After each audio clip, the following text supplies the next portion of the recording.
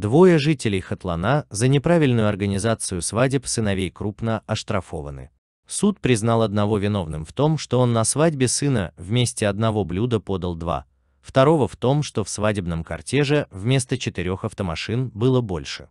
Суд города Нурека признал виновным местного жителя М. Сайтова в нарушении норм закона Таджикистана об упорядочении традиций, торжеств и обрядов и приговорил его к выплате штрафа в размере 5800 самани.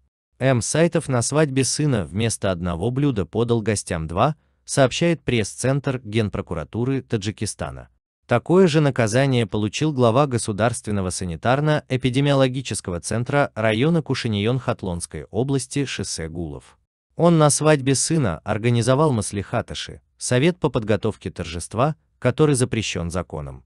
Кроме этого, в их свадебном кортеже вместо 4 автомашин было больше. Сколько было машин, не указывается, сообщает пресс-центр Генпрокуратуры Таджикистана.